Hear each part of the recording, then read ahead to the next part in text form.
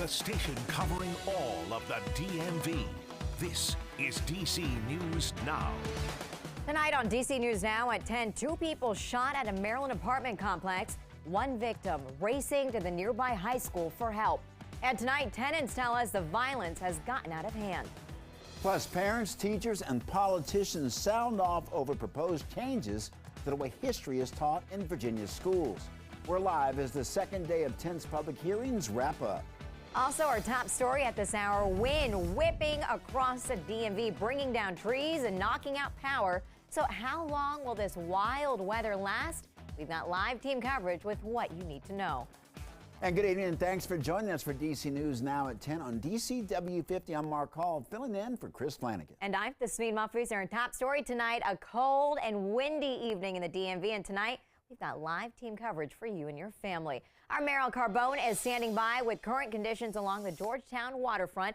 We'll go to her in just moments, but first, let's head over to our chief meteorologist, Janessa Webb. And Janessa, when will things calm down? And you know, we're still under advisory stage, and you have a nor'easter that continues to get stronger. We are thinking at this point that this turns into a bomb cyclone. What that means, it's sitting in the Atlantic. The pressure of this storm system continues to get stronger and stronger, and so that's going to allow more moisture for sections of the Northeast, but also it's allowing that wind field to now expand. Really, we're talking about gusts even into tomorrow morning and your afternoon up to 50 to 60 miles per hour. That advisory, it is expansive across the DMV, but south of 66 tomorrow, really going to notice that these advisories expire around 2 a.m. Tonight. It's really across southern Maryland into areas of western Maryland that advisory will stay in place until 8 a.m. Yes, I do think that will, the National Weather Service will extend that advisory because you have a storm system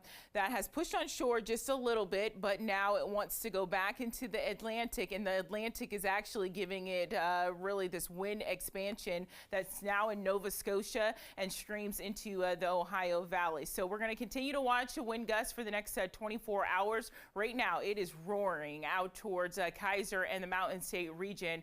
We are talking about isolated power outages, wind gusts to about 50 to 60 miles per hour. And then the farther east you go, we're down to 38 miles per hour, 36 for Martinsburg as well. 24 more hours of this wind flow, but also a major concern for tonight is the wind chills when you factor in these winds. We'll look at that coming up. Janessa, thank you. And our team coverage continues tonight as the wind still whipping out there, especially near the water in Georgetown. That's where we find our Marielle Carbone.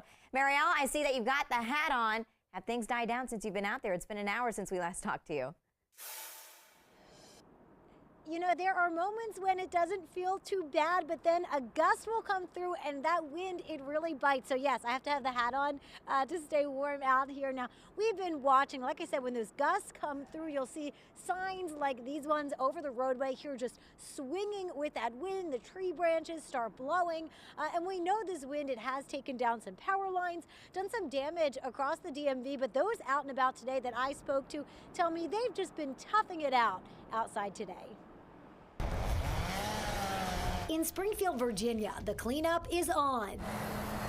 After the wind took down this tree, ripping power lines out with it.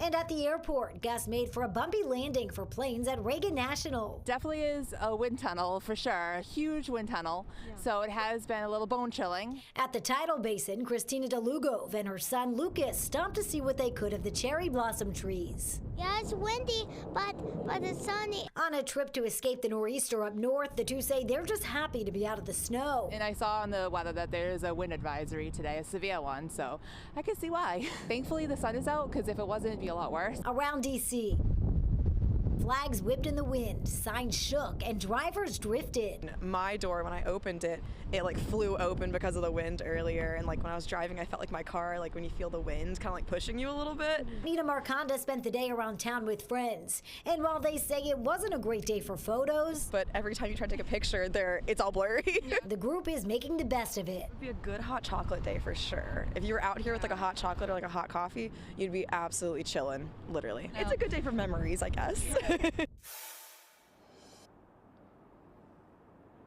All right, now you heard Janessa say with those wind chills, it feels very cold out here tonight, which is why the district is keeping its hypothermia alert activated throughout the night. So if you know anybody that is in need of shelter, you can just call 311 and the district will make sure to get them the services and the shelter that they need tonight. Reporting live in Georgetown, I'm Marielle Carbone, DC News Now. And developing now in Prince George's County, Maryland, police are investigating a double shooting at an apartment complex right near Suitland High School. Our Yamari Sase covers Prince George's County for us. She talked to people who live in that complex, and she has the latest.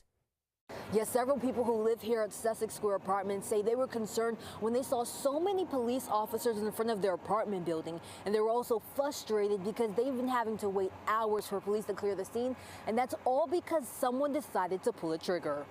It's just sickening and sad. Gun violence hit too close to home on Tuesday for people here at Sussex Square Apartments. The front door of the apartment building shattered. You will hear like gunshots from afar, but never this close. Prince George's County police say when they arrived on the scene just before 4 p.m., they found a woman in the hallway suffering from gunshot wounds. Her injuries are life-threatening. A woman who did not want to be identified lives in the building where the victim was found. I have a child, so it's scary as well.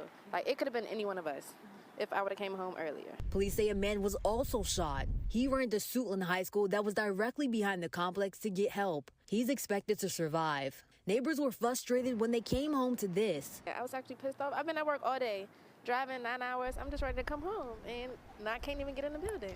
In a statement, District 7 County Council member Crystal Orietta says in part, I commend Principal Hollis for his quick response in ensuring the safety of our students. My prayers are with those who were hurt during the incident. I remain committed to finding solutions to the senseless gun violence and building a safer District 7. And people here in the area hope something can be done soon. They need a patrol car every hour, something gotta happen.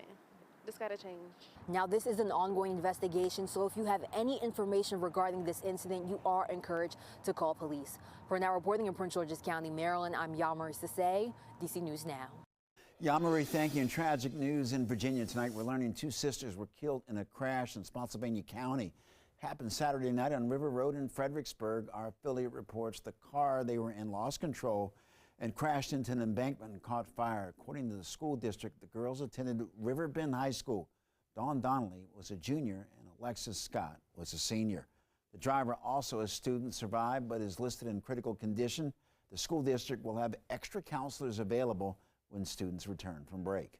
And also in Virginia, new tonight, Loudoun County school officials met to talk about safety and privacy in bathrooms.